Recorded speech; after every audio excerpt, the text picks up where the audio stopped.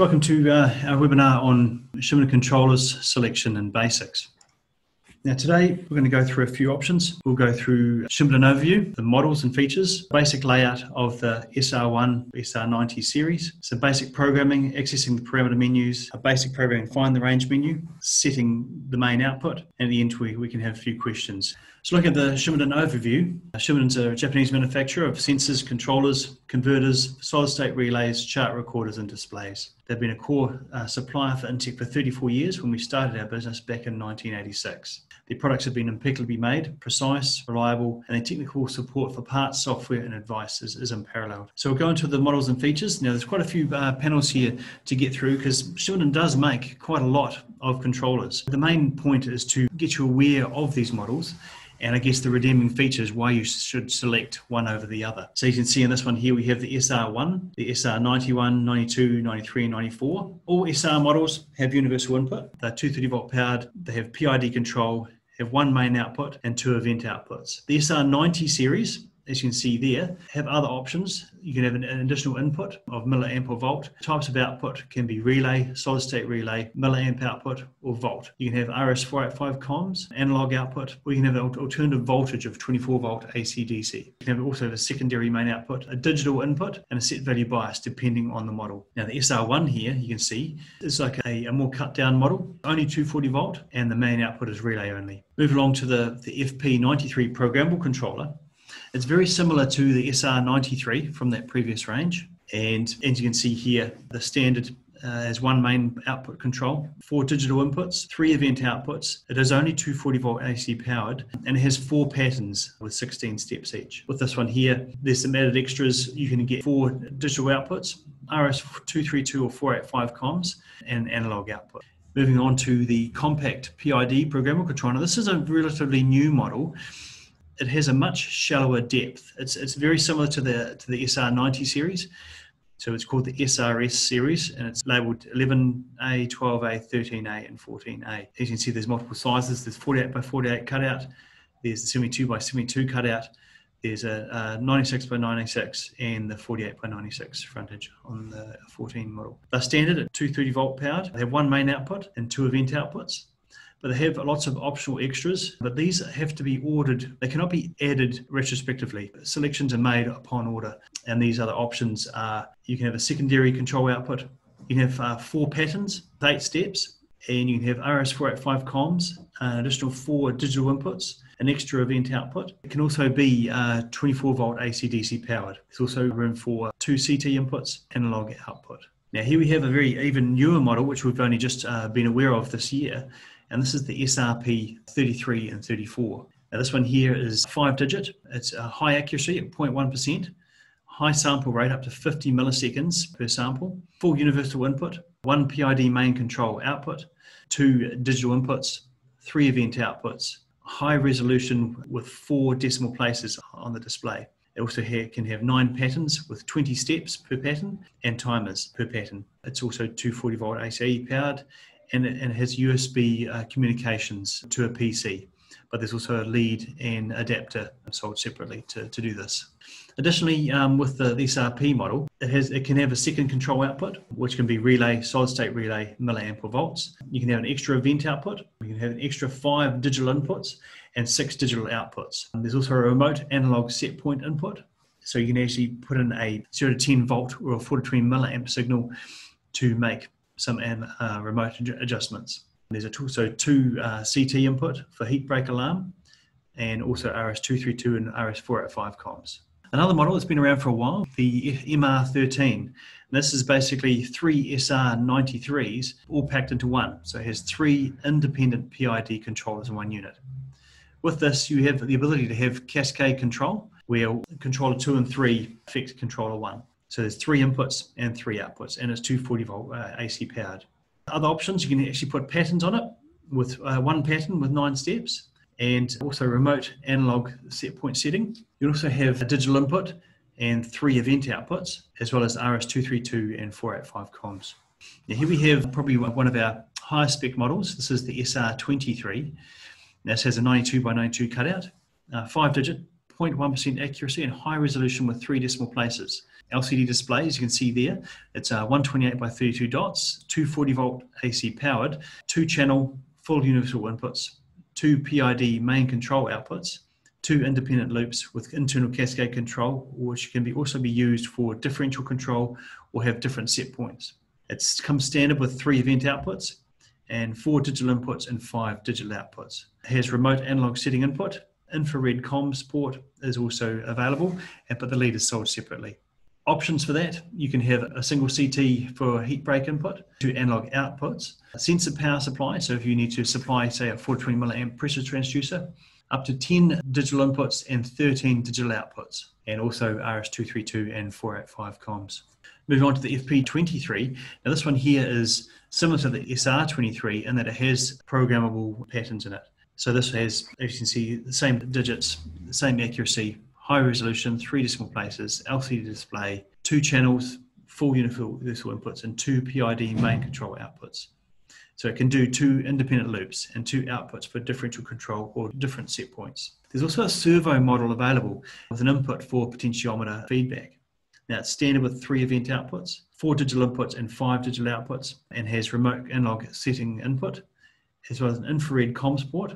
The big thing about this one is it has 20 patterns with 20 steps and timers per pattern. You can potentially have one pattern with 400 steps. Options on this one, you can have a CT in it for a heat break alarm input, 2 analog outputs, sensor power supply, you can upgrade the inputs and outputs to 10 digital inputs and 13 digital outputs, and has RS232 and 485 comms as well.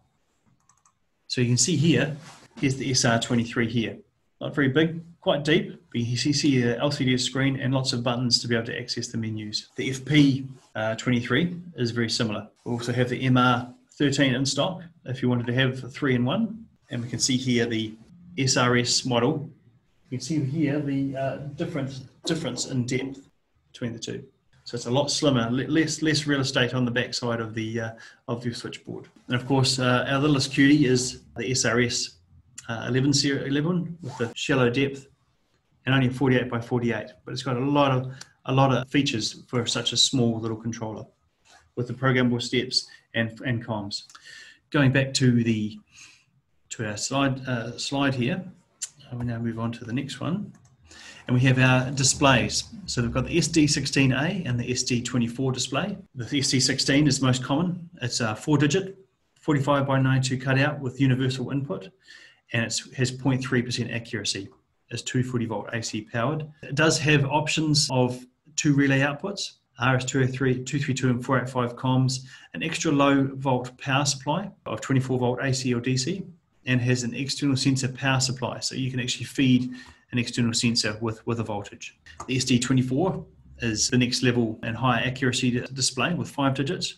Same cutout with universal input. It has 0.1% accuracy, has 2 digital inputs, it's 240 volt AC powered, and it has maximum, minimum, and hold modes, which can be done with the push of a button. Extra options on that is it has analog output, 4 relay outputs, RS232 and 485 comms, extra low volt power, so you can put that with 24 volt AC or DC, and it also has an external sensor power supply. Something that goes well with the SD16 and SD24 is the KR16 selector switch. Now this can be used for DC voltage, current, and thermocouples. It can take 6 inputs and have 1 output. So if you have multiple items in the field and you want to just choose one of them to see on your display, then you can couple up with your SD24 and SD16A and choose your selector, and it will display the model that you want to. We also have servo controllers. The simplest one is the EM51 with a plug-in octobase. It's DIN mounted and 240 volt powered, and analog input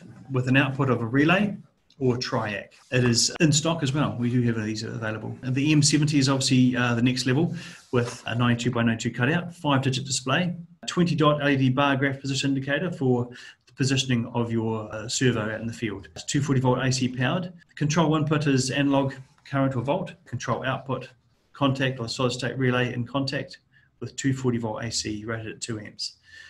You can have feedback input via a potentiometer, and 3 DIs are standard. There are options with 3 event outputs, analog output, RS232 or 485 comms, and you also have an output by square root extraction of the control input. Now we move on to our solid state relays. So we've got the PAC 03B, the PAC 04, and the PAC 15. The PAC 04 we stock. It's available in 10, 20, and 40 amps. It's much more versatile in that it comes standard with the heatsink and it's DIN rail mounted. We do have the PAC 03 available. We don't stock it unfortunately, but it can come in 10, 20, and 40 amps. And they are most common you'd see in small installations. And the PAC 15 is obviously a much larger model, available in 20, 30, 45, 60, 80 and 100 amps. The control input on that is analog or non-volt contact. External power adjuster options are manual with current or contact. It has an LED indicator as well. Now, all these are single phase solid state relays. We also have the next level in our single phase power regulators, the PAC 18A, PAC 26 and the PAC 27. Now you can see here the different amperages they're available. The PAC 18A I'll bring your attention to, as it has a lot more functionality. Your phase control options, phase angle, volt proportional, volt square proportional, cycle calculated 0 volt switching, and current feedback. Control input is current or voltage with a contact input. External adjustment and output adjustment options are available. It has alarm detection and relay outputs with a built-in CT. It does have a display with the parameters and settings accessible from the buttons, and has data communication option to an external PC. The lead and adapter is sold separately. There's also a special software available for a free download. Now the PAC 26 and PAC 27 look very similar. You can see the PAC 26 can go up to models with up to 450 amps. And PAC 26 phase control options are phase angle and cycle-based 0 volt switching only. The control input is analog current or volt, and has alarm output. External power adjustment options available are contact or current volt input. There are additional options for the PAC 26, heat break alarms, a rapid fuse, and auto power adjustment and output indicator. The PAC 27 is 20, 30, 40, 45, 16, 80, and 100 amp. It's 240 volt powered. Phase control options are phase angle and cycle-based 0 volt switching. Control input is analog current or volt, and has an alarm output. External power adjustment options available are contact or current volt input, and the options similar to the PAC 26 with heat break alarm, rapid fuse, auto power adjustment and output indicators. It also has extra feedback options too. Now we go on to our three-phase models of the power regulators, the PAC 30Z, PAC 35 and the PAC 36. As you can see here on the slide, 240 volt or 440 volt AC powered, and 0 volt switching only on the 30Z. PAC 35, only up to 135 amps, and it's 240 volt AC or 440 volt AC powered, and it switches with phase control, cycle-based and time-based 0 volt switching. The control inputs are 43 milliamp and contact, and there's external power adjusters, alarm outputs, and control indicators. Now with the PAC 35 135 amp model, there is some forced fan cooled. Now, the PAC 36, which is probably the biggest one of all, can go up to 600 amp models and right down to a 20 amp one. Now it's a 240 volt AC or 440 volt AC powered, and it has phase angle control only. There's 5 alarm indicator LEDs, adjustment pots for soft start time, heat break alarms, internal and automatic power levels. There's 3 alarm outputs. Feedback input options are available, as well as the heat break alarm output and an optional rapid fuse. The external power adjuster is done with voltage, current or contact, and external current limiting adjustment is via potentiometer, which is an externally connected item and available separately. The auto manual power adjustment is also done with a 43 milliamp input or 0 to 10 volt DC. We also have Shimaden chart recorders available. So we've got the SR106, which is a 137 by 137 cutout, thermocouple input or PT100 or analog. You set that when you order. It has paper illumination, up to 6 input continuous recording or even dot recording, and it has 6 outputs and 3 digital inputs for external control. The SR186A is very similar, much larger cutout with a 281 by 281 millimeter hole. It takes up to 6 continuous recording or 12 dot recording.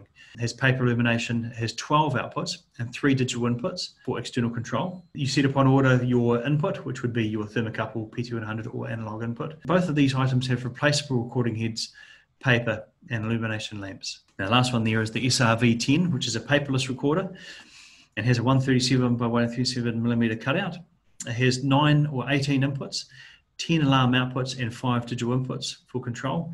Has RS485 Ethernet comms, and you can get compact flash memory cards up to 2 gigabytes, so it can record the information. And last of all is our wall-mounted temperature sensors. So they're available in temperature, humidity, or temperature and humidity. They are PT100 sensors internally. They can be mounted horizontally as well as vertically. And the temperature and humidity sensor has a Class B PT100. T71A has a Class A 3-wire model. They're only rated to 50 degrees, hence for internal temperature in buildings. These happen to be stocked, so if you do have any queries, do contact us about these. Now to get into the layout of the SR1 and SR91. We've got the SR93 here, which is obviously a much larger one, easy to display. So you can see the main buttons. You've got our parameter button, you've got your down, your up, and your enter. And we also have our outputs and LED indicators. We've also got your event outputs, which will light when they're being activated. We've also got the auto tuning indicator or manual override indicator, and communications indicator if it's communicating, as you can see in the display here. So that's probably a bit brighter here. So the PV stands for present value, if you didn't know that already. And also SV is your set value. So you've got your output indicators, you've got your parameter button for cycling through the parameters when you're setting the menus. Now, also on the SB/COM indicator there, as well as showing your comms active, it also shows your set value bias if it's been activated, or a digital input if it's been activated. Now, basic programming, accessing the parameter menus. Now, pressing the parameter button cycles through the basic parameter menus. There are 2 levels of sub-menus. So level 0 is your basic menu, and level 1 is your advanced menu. To access level 1, you have to press the parameter button for 3 seconds to access it. To access your level 0 again, press it again for 3 seconds. Or if you want to wait 3 minutes, it'll automatically revert back to level 0 parameters. Now there are a lot of menus in each of these, each of the levels. Not so many at level 0, and that's where you would change your set value or view your set value and view your input. So we want to find the range menu. So pressing the parameter key for 3 seconds, you need to access the level 1 menu. Because when you're first setting up your SR1 or SR91, you need to make sure that you've got your input correct so that it can actually read your correct sensor that you've got going into the model. So you press the parameter key for 3 seconds to access the advanced level 1 menu. Cycle through the menus until you find the range menu as shown above here. It'll say RANG. So that's your range menu. And underneath that, where you see the 05 will be your range code. Now, consulting the table on the next page, you'll be able to find your correct input. So if you look at the measuring range codes, which is important to keep your instructions when you're working with an SR23 Series controller, because you need to be able to know what the menus are, what you've recorded when you change any menus, especially this table when you want to select. So if you're using a thermocouple or an RTD, and the default range code is 05, which is a K-type thermocouple with a range of 0 to 800 degrees. So select your correct range code depending on the input of your model. So most common would be a PT100 input, and that would use code 31, which would have a temperature range of -200 to 600 degrees Celsius. 34 is also popular with a 0 to 200 degrees range. If you're using milliamps, you'd be looking at 4 to 20 milliamps, you'd be looking at code 92. And scaling can be set up internally if you need to do that in another menu, which we will not go into at this stage. Now, at the main menu, which shows the present value and the set value, press the up and down keys to change the set value. It's as simple as that. Press enter to accept the new value. But if you want to manually override your output and force it on for any reason, you can do that by holding the enter button for 3 seconds at this menu. This will force the main output to activate. To return to automatic mode, hold the enter menu again for 3 seconds. Now, auto tune is the ability to utilize the full PID functionality of your controller, and it will do it automatically by using the auto tune menu. So find the auto tune menu by pressing the parameter key until you can see the auto tune menu as displayed here. Then press the up to turn it on, which will change the code here, whether it's off or on, press up or down key to turn it on, and press enter to activate. It will now go through the heating process automatically and set the PID settings internally. From there, that's the basic functions of the SR controllers. It's a lot simpler than you think, but there's also lots of more functionality, which you can go through at another stage at a much higher level. But if you do need any advice, we do have technicians on hand that know that the menus like the back of their hand, and they can help you in a heartbeat. Have a great day. Hopefully there was enough information, maybe a bit of information overload. There's a lot to fill. Shimaden has a great range, and if you need any help, we're always here to help you with selection, fill you in with all the ins and outs and nooks and crannies of these models, and we can give you pricing. Thanks very much for your time. Have a great afternoon.